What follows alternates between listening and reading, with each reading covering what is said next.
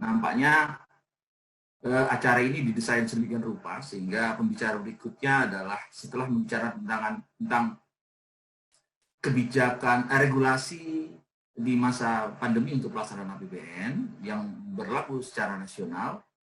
Beliau memasang Pak Siswo sebagai penyusun Undang-Undang Bidang Keuangan Negara yang akan membahas tentang pokok-pokok kebijakan pengelolaan keuangan sebagai sebuah intro dalam menyusun tata kelola keuangan pada masa penanganan pandemi.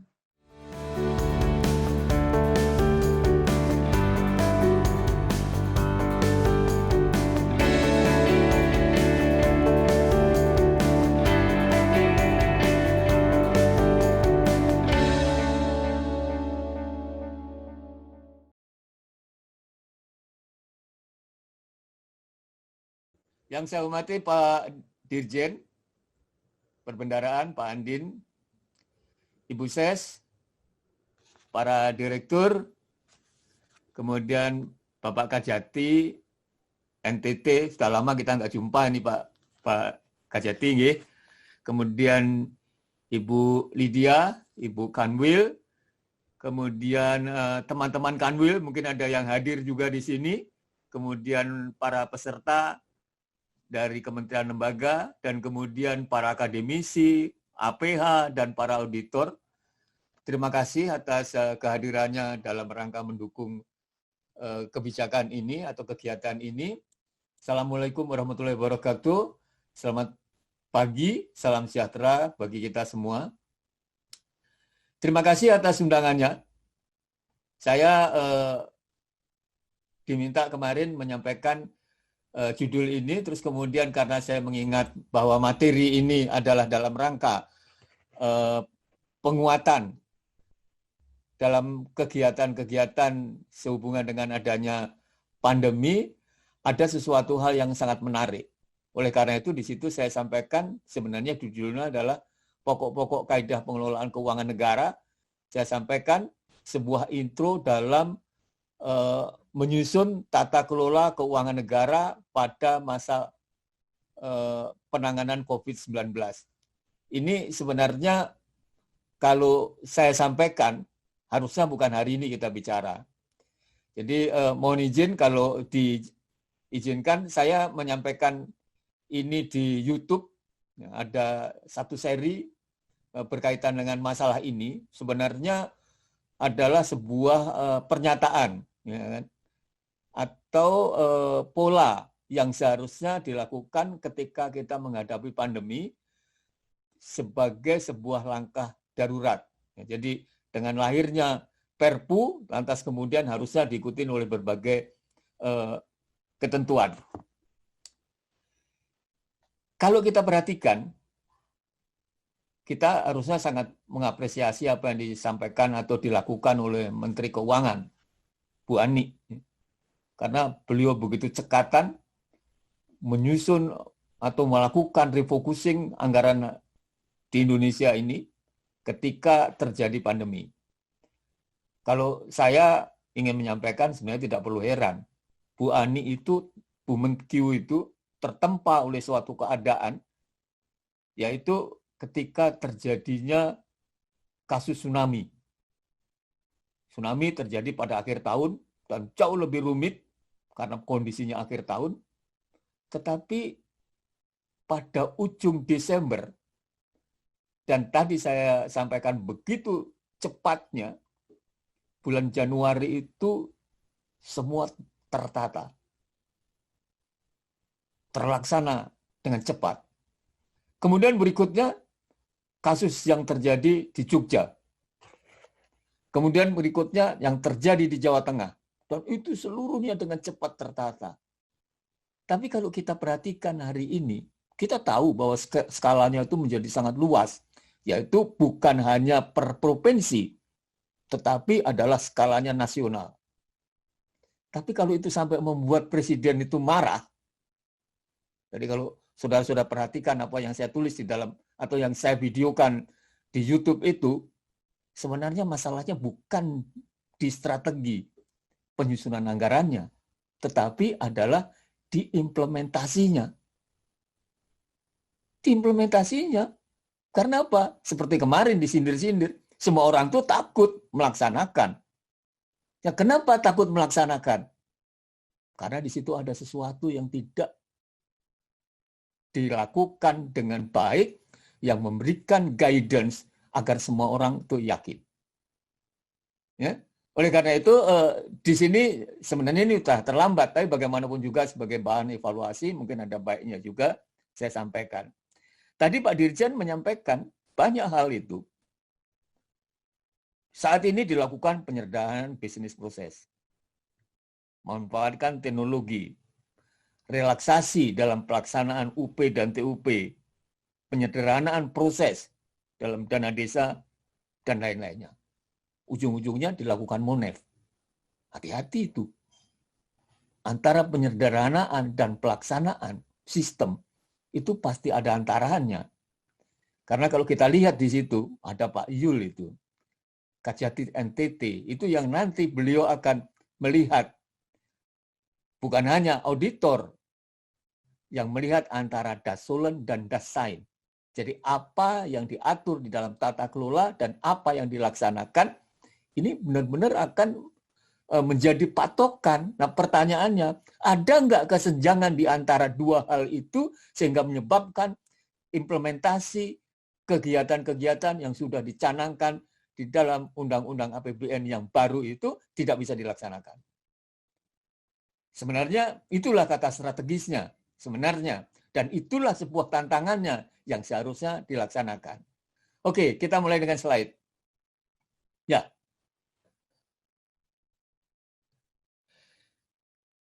Ini saya nggak bisa terbuka ya. Oke.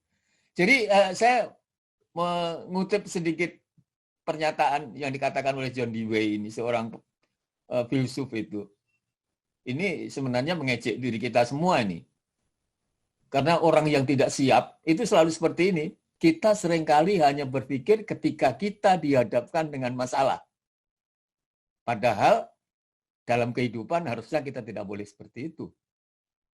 We have to be prepared ourselves untuk bisa selalu mempersiapkan hal-hal yang mungkin bisa terjadi ke depan. Oke, slide. Ya. Terus, ya. Apa sih yang ingin saya sampaikan? Ini berkaitan dengan masalah-masalah implementasi saja. Saya tidak berbicara tentang sesuatu yang konsep-konsep dasar, tetapi ini adalah bagaimana landasan-landasan pemikiran dalam mengimplementasikan untuk bisa melaksanakan sebuah kegiatan. Tadi saya sampaikan bahwa situasi atau kondisi yang sangat darurat ini akan merombak semuanya. Dan itu tadi dengan jelas disampaikan oleh Pak Dirjen. Nah sekarang pertanyaannya, ketika Ibu Kanwil mengatakan pasal 3 Undang-Undang Keuangan Negara yang mengatakan bahwa keuangan negara harus dilakukan dengan tertib, efisien, patuh pada aturan, dan lain-lainnya, pada kondisi darurat itu kayak apa? Kita lihat itu, Perpu itu adalah tidak tertib. Tetapi jangan salah, Perpu itu adalah sebuah terobosan yang harus dijadikan patokan untuk menjadi tidak tertib. Kenapa demikian? Oh iya, karena kondisi itu mengharuskan kejadian-kejadian tidak tertib itu. Tetapi ketidaktertiban itu harus diwadahi dalam suatu wadah yang tertata, yang bisa diterasir dengan baik, sehingga akuntabilitas dalam pelaksanaan itu tetap bisa terjaga. Nah, jadi ada sesuatu yang sangat aneh dalam hal ini. Jadi pengertian tertib administratif, tertib pada aturan, pada norma baru ini adalah sebuah implementasi terhadap pelanggaran kaidah-kaidah baku. Ini yang perlu kita sampaikan. Kenapa? Karena Perpu itu adalah sebuah deklarasi terhadap ketidaktertiban terhadap kaidah baku. Nah, ini yang harus dipahami oleh semua orang. Jadi, Perpu adalah sebuah deklarasi terhadap penyimpangan-penyimpangan terhadap kaidah baku. Dan Perpu itulah harus dijadikan patokan untuk menyusun norma baru. Dan norma baru yang tadi tidak sesuai dengan kaidah baku itu nanti oleh para auditor, oleh para APH akan dijadikan dassolen, akan dijadikan sebuah kaidah yang harus diikuti. Nah, tapi ada kata kuncinya. Oleh karena itu di sini saya sampaikan sebuah quote lagi bahwa terpusatnya kekuasaan dalam satu tangan. Sebentar. Kembali. Terpusatnya kekuasaan dalam satu tangan seseorang akan menyebabkan kesewenang-wenangan dalam tindakan. Hati-hati ini. Terus? Ya. Halo? Slide. Baik, Pak. Oleh karena itu, tidak adanya pihak lain yang berwenang untuk melakukan pengujian akan mengakibatkan proses pengambilan keputusan cenderung didasarkan pada kepentingan pemegang kekuasaan. Ini adalah dua kata kunci yang akan dijadikan patokan dalam tata kelola keuangan negara. Terus, Mas? Ya. Nah, esensi pemikiran yang terungkap dalam quote tersebutlah yang kemudian menjiwai pengelolaan keuangan negara. Artinya apa? Bahwa pengelolaan keuangan negara itu didasarkan pada adanya sebuah sikap saling tidak percaya. Terus, Mas? Ya. Oleh karena itu, seperti yang tadi disampaikan, ujung-ujungnya adalah ini. Sebuah sistem pengelolaan keuangan negara yang baik adalah merupakan sebuah sistem yang mampu menjamin terselenggaranya mekanisme check and balance. Artinya apa? Bahwa dalam tata kelola keuangan yang baik itu, mekanisme check and balance harus terjamin. Jadi tidak ada yang bisa melakukan dengan cara sendiri-sendiri. Ini adalah sebuah kata kunci. Oleh karena itu nanti akan kita lihat sejauh apa sih sistem yang akan digunakan di dalam pengelolaan keuangan negara itu mampu menjamin adanya check and balance. Ya. Sehingga nanti ketika itu dilanggar atau kita melakukan penyederhanaan dalam bahasanya Pak Dirjen tadi atau bahasanya bukan will, bagian mana yang harus disederhanakan. Ya. Terus ya.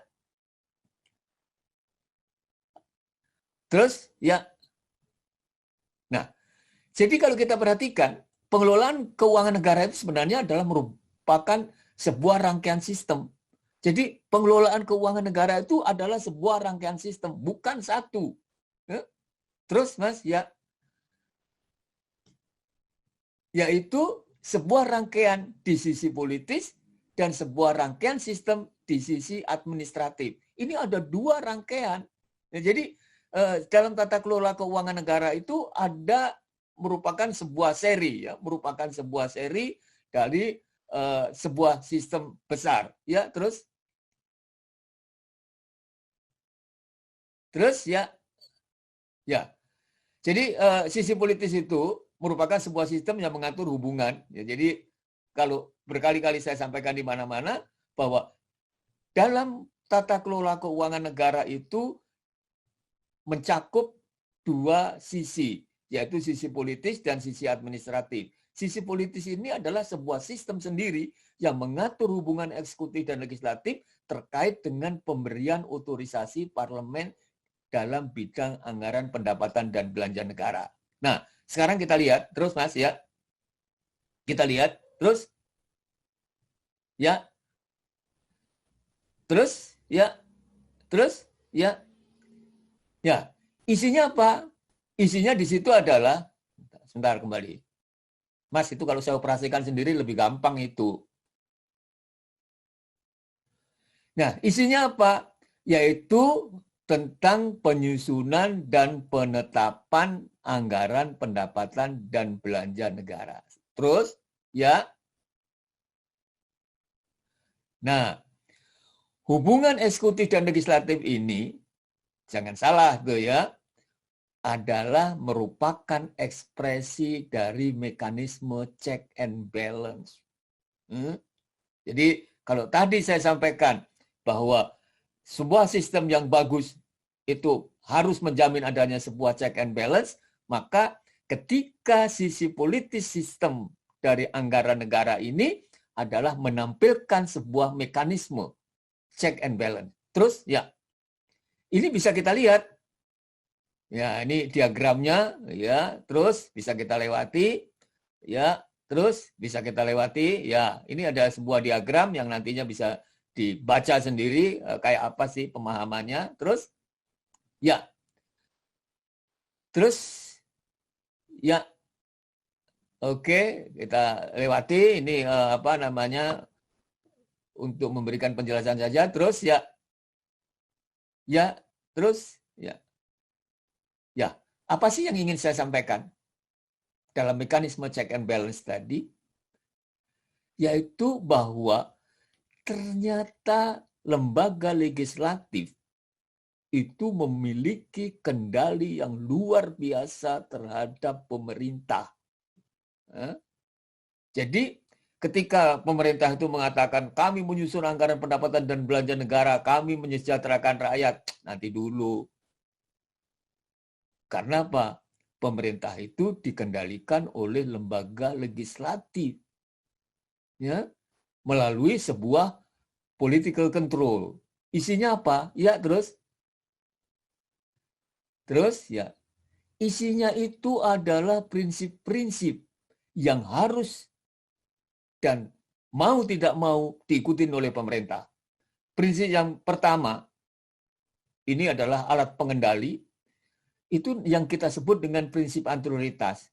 Prinsip itu mengatakan bahwa semua kegiatan yang dilaksanakan oleh pemerintah harus mendapatkan persetujuan terlebih dahulu dari lembaga legislatif. Kalau kita dengar sehari-hari, yang kita sering dengar adalah Perpres. Di sana dikatakan, dilarang membuat perikatan apabila tidak tersedia atau tidak cukup tersedia dananya. Itu artinya apa? Ketika tidak diberikan alokasi anggaran, kegiatan itu tidak pernah disetujui oleh lembaga legislatif. Ini adalah sebuah kendali. Ya. Berikutnya adalah periodisitas. Anggaran itu berlaku atau punya masa yang berlaku dari 1 Januari sampai 31 Desember. Tetapi kalau stafnya Pak Yuli, Pak Kajati, itu mengatakan, hati-hati loh, semua pengeluaran yang dilakukan di luar periode itu dinyatakan ilegal. Sama teman-teman auditor juga mengatakan seperti itu. Jadi kita harus hati-hati betul. Kemudian yang ketiga adalah prinsip spesialitas anggaran yang mengatakan bahwa jangan salah, lembaga legislatif itu memberikan alokasi dana dengan besaran tertentu, tujuan tertentu, dan manfaatnya tertentu. Artinya apa? Anda tidak boleh geser-geser semaunya. Karena itu 3 hal yang tadi saya sampaikan itu akan merupakan kunci bagaimana lembaga legislatif mengendalikan. Ibu, Bapak, dan saudara-saudara sekalian yang saya hormati, 3 hal itu ternyata harus dipatuhi oleh pemerintah secara total. Kecuali kondisinya darurat. Kecuali kondisinya darurat. Artinya apa? Maka ketika kondisi itu darurat,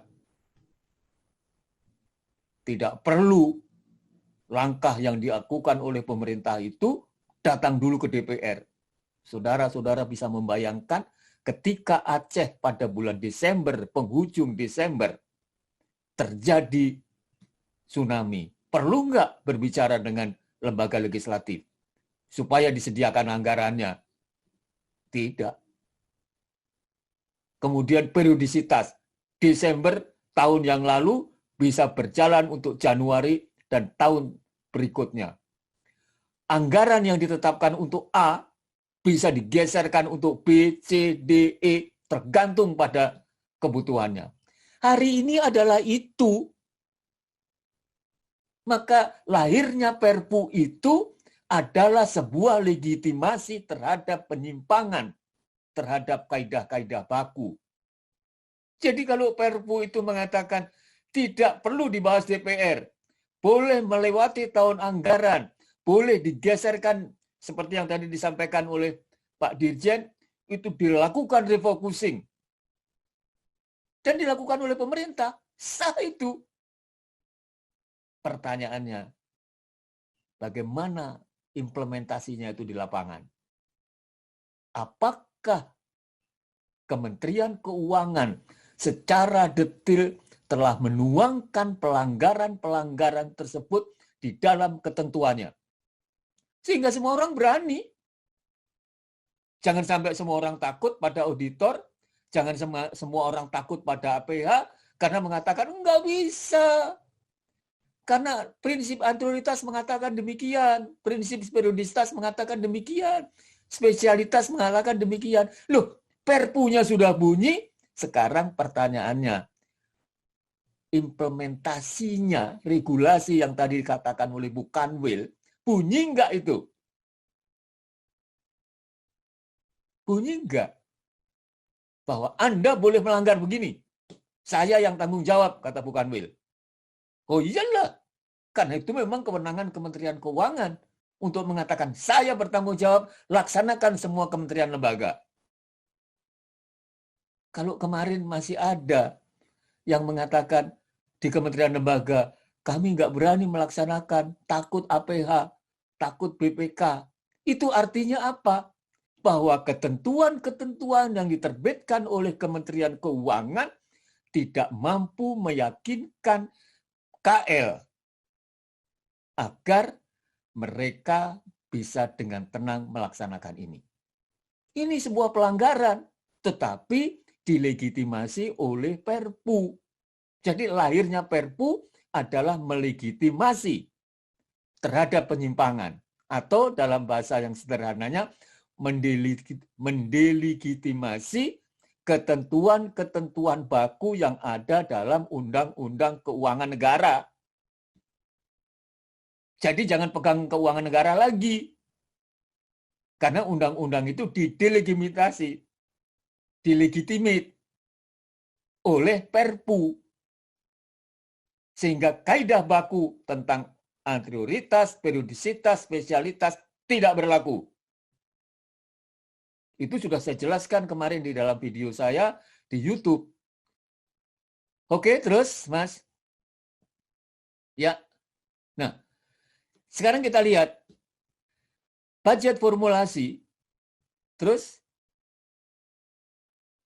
ya, ya. Terus. Halo. Ya. Penyusunan anggaran itu adalah sebuah pengendalian internal. Sekarang saudara perhatikan. Terus. Ya. Adalah sebuah pengendalian internal. Kalau saudara perhatikan betapa rumitnya rangkaian yang saya susun ini sekedar untuk menunjukkan kepada semua pihak titik-titik bagaimana cara mengendalikan. Saudara lihat itu, mulai dari ada visi, objektif, ya, kemudian bagaimana langkah-langkahnya, kemudian dikaitkan dengan performanya, kemudian dihubungkan. Ini adalah sebuah kendali.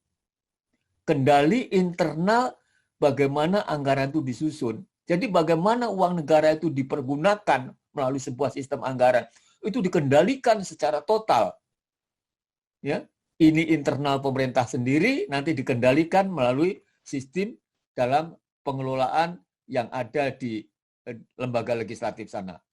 Yang jadi masalah adalah pada kondisi hari ini yang mengalami situasi darurat, tidak semua yang ada di sini bisa dilaksanakan dengan baik. Oleh karena itu, yang penting kita lakukan adalah bagaimana memberikan legitimasi terhadap penyimpangan-penyimpangan. Jadi tantangan yang akan kita buat, strategi yang kita buat itu adalah bagaimana refocusing anggaran itu hari ini bisa dilaksanakan. Jangan sampai daya serapnya rendah. Ibu, Bapak sekalian yang saya hormati, ketika daya serap itu rendah, ada sebuah pertanyaan. Kenapa sih mereka tidak melaksanakan? Pertanyaan yang pertama, pasti perencanaannya tidak sesuai. Pertanyaan yang kedua, apakah rule tentang pelaksanaan kegiatan itu memang sudah memadai? Cek saja sekarang. Jadi kalau sekarang daya serapnya itu tidak cukup memadai, sebagaimana tadi yang disampaikan, supaya kita mampu mendorong, maka sekarang pemerintah menegaskan atau memaksa bagaimana cara kegiatan dalam pelaksanaan anggaran itu bisa berjalan dengan baik untuk menstimulasi kemampuan ekonomi dalam negeri, maka pertanyaannya, regulasi implementasinya sudah sesuai enggak? Mampu enggak menjamin para pejabat pengelola keuangan negara di lapangan itu tenang bahwa mereka tidak takut dengan auditor dan mereka tidak takut dengan APH. Karena apa? Deklarasi dari Kementerian Keuangan itu tegas. Anda lakukan sesuai apa yang saya perintahkan, maka semua risiko ada di tangan saya. Itu. Kalau itu tidak bisa diberikan jaminan seperti itu, pasti kementerian lembaga semua ketakutan. Pasti.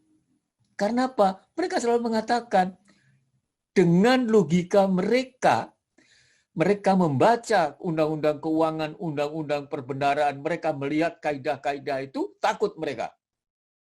Padahal sebagaimana tadi saya sampaikan, pada kondisi hari ini, semua ketentuan baku itu didelegitimate. Udah diturunkan. Tetapi pertanyaannya, pengaturan delegitimasi itu ada nggak dibuatkan? Agar itu nanti dijadikan patokan oleh para penegak hukum dan para auditor. Jadi nanti ketika mereka melihat realisasi, kawan-kawan di auditor itu tidak menggunakan ilmunya yang kemarin. Tidak melihat pasal 3 Undang-Undang Keuangan Negara, tidak melihat pasal-pasal di Undang-Undang Perbendaharaan. Bukan begitu. Tidak melihat konsep-konsep administrasi yang harus dilewati. Bukan. Penegak hukum juga begitu.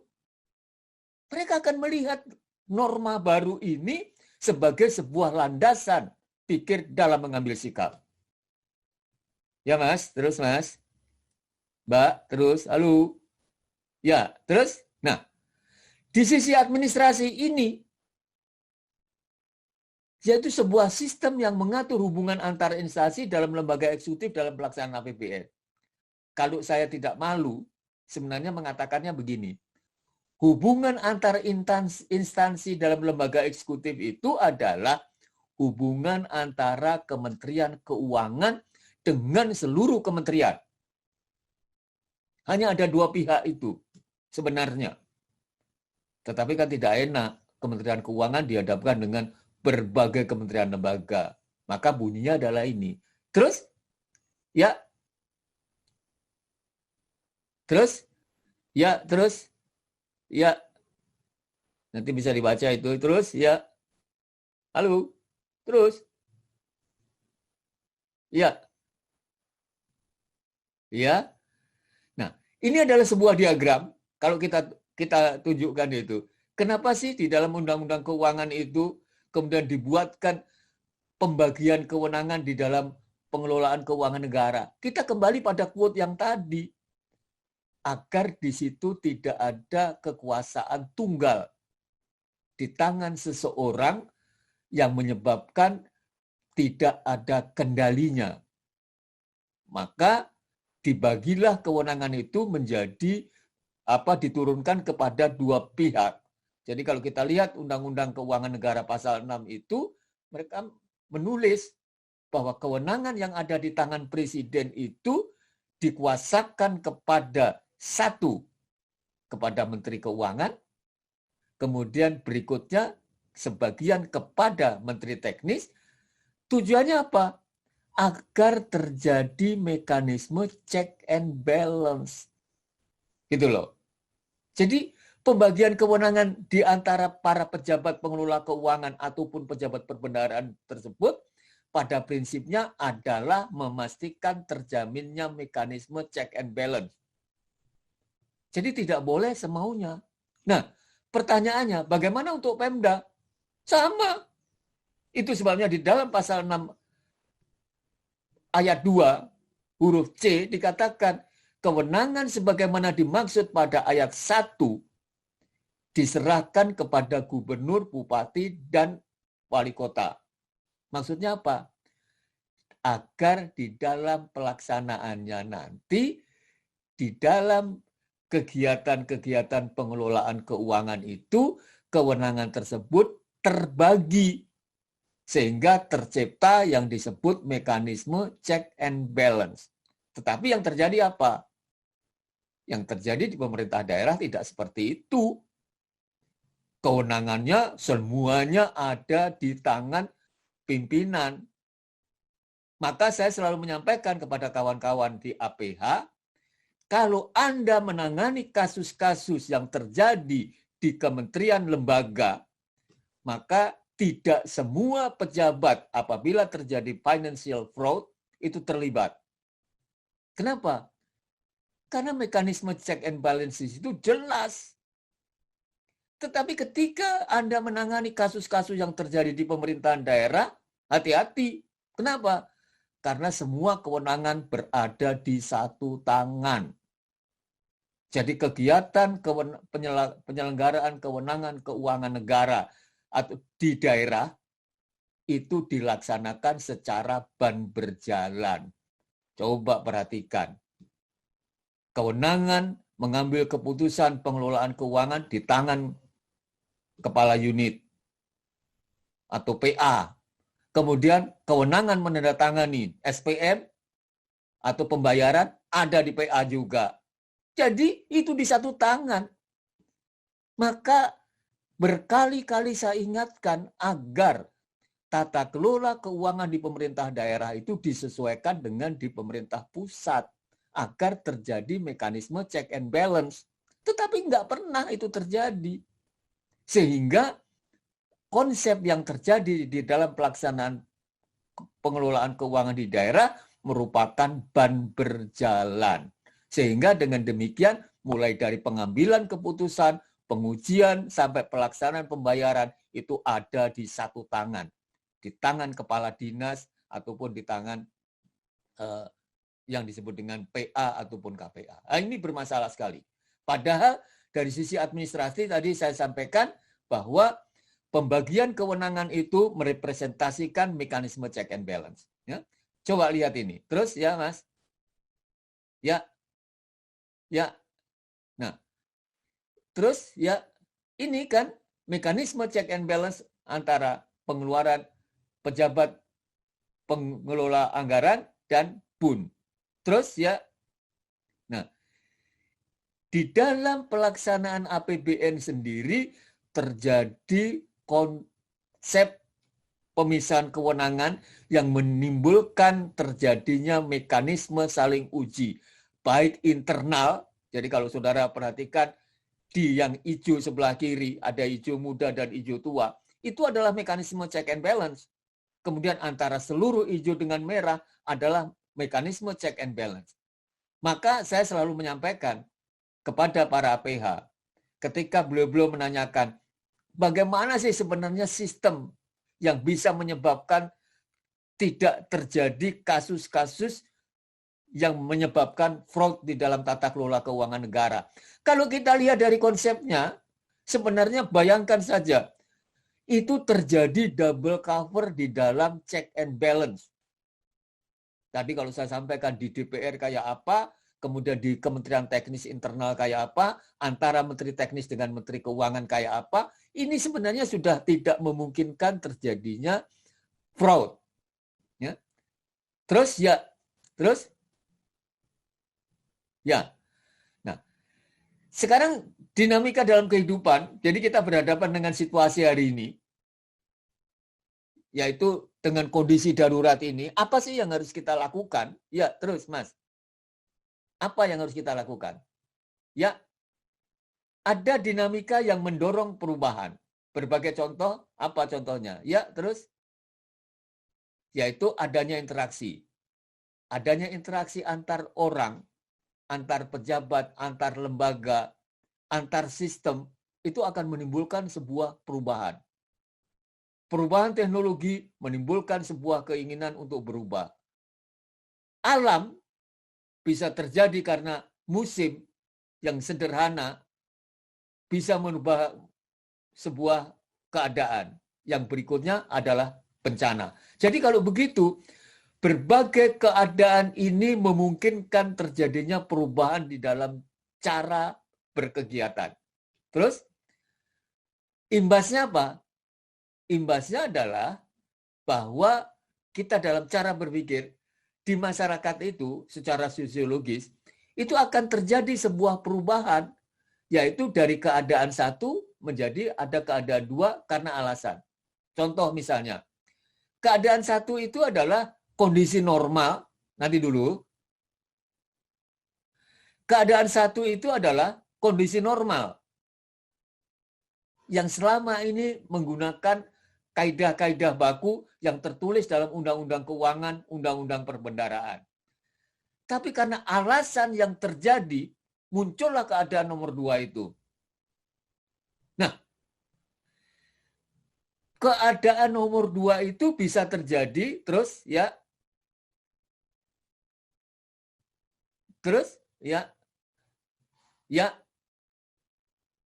nah, keadaan yang nomor 2 itu bisa terjadi karena adanya keinginan secara nalar menimbulkan sebuah solusi.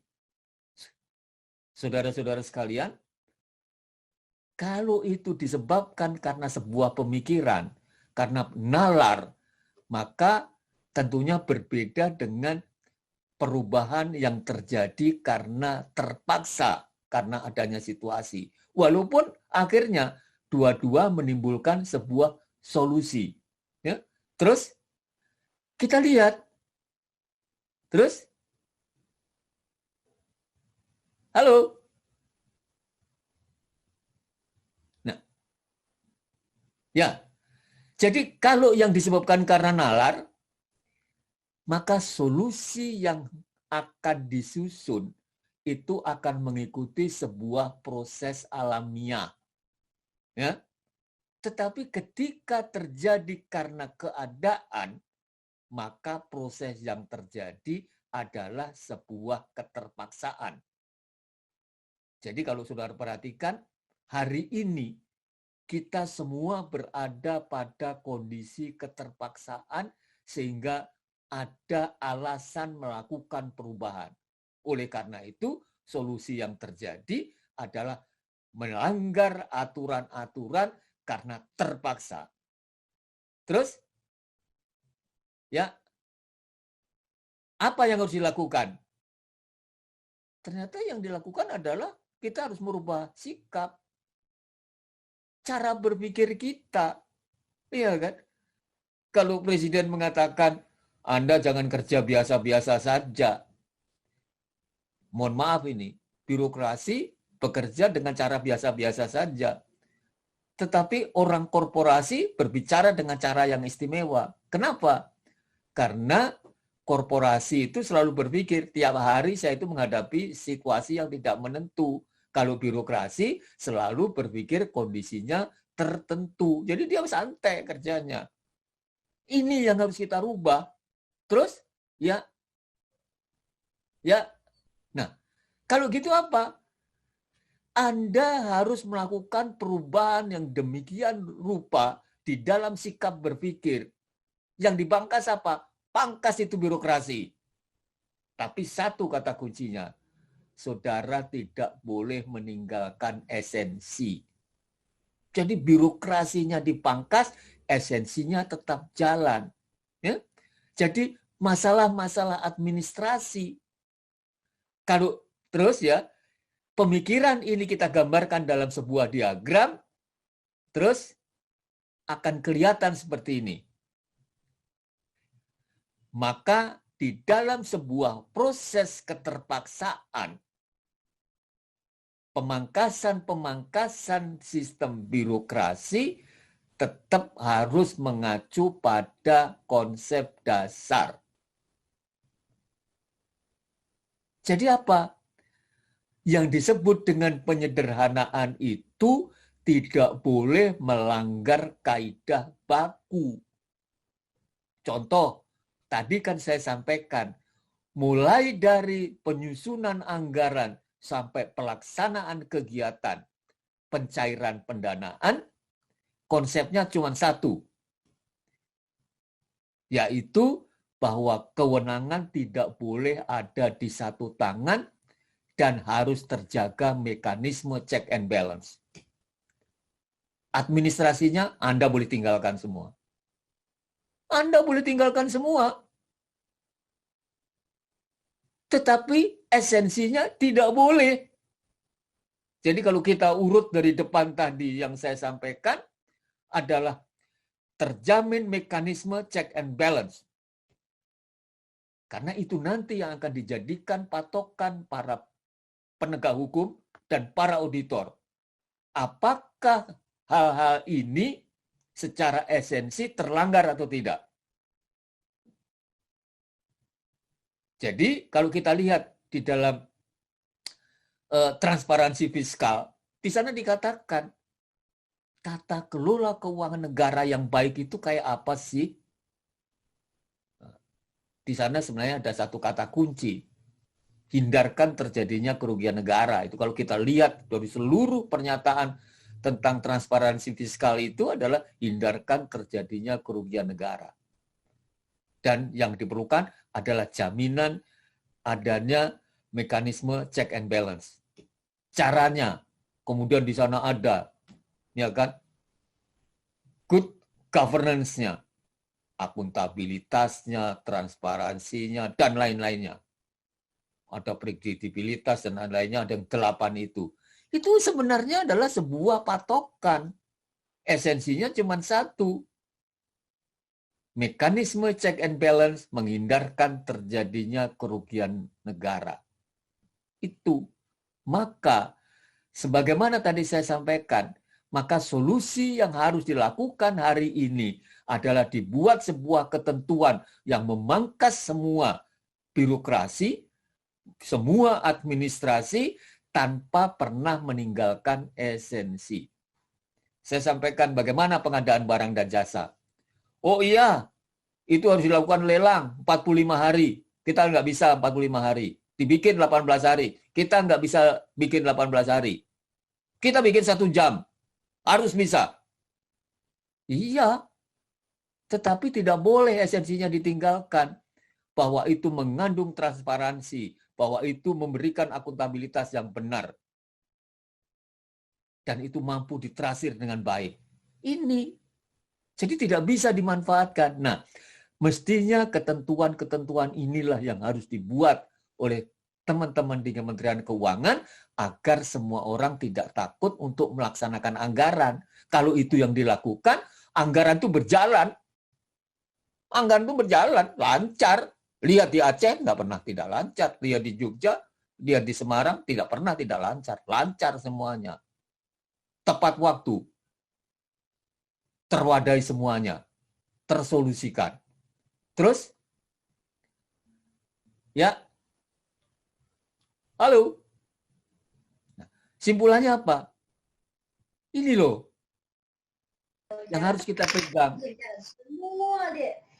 Jadi kalau tadi disampaikan oleh Pak Dirjen, bagaimana kita membuat simplifikasi, disampaikan oleh Ibu Kepala Kanwil tentang apa yang harus dilakukan, ini yaitu menyusun sebuah rule yang merupakan implementasi dari berbagai prinsip. Jadi rule itu adalah merupakan implementasi dari berbagai prinsip. Terus, ya, tapi pengujian itu sendiri merupakan ekspresi dari mekanisme check and balance. Jadi tantangan yang harus dihadapi hari ini adalah bagaimana membuat teman-teman yang di kementerian lembaga, yang pegang anggarannya, mereka memegang rule dengan baik dan membuat mereka yakin. Karena apa? Karena di sana terjamin mekanisme check and balance dan mereka tidak takut melakukan kesalahan. Karena apa? Kesalahan itu memang sudah disusun sedemikian rupa caranya. Jadi hebatnya Perpu itu adalah melakukan kepastian, memberikan kepastian. Gini loh cara menyimpang itu. Jadi contohnya misalnya, hari ini tidak perlu bicara dengan DPR. Bukan tidak perlu, nanti. Artinya apa? Hari ini Anda boleh melaksanakan sendiri demi untuk kepentingan yang sangat luar biasa. Tapi jangan salah, nantinya saudara dituntut membuat pertanggungjawaban dengan baik. Ya. Terus, baik, itu yang bisa saya sampaikan, saudara moderator.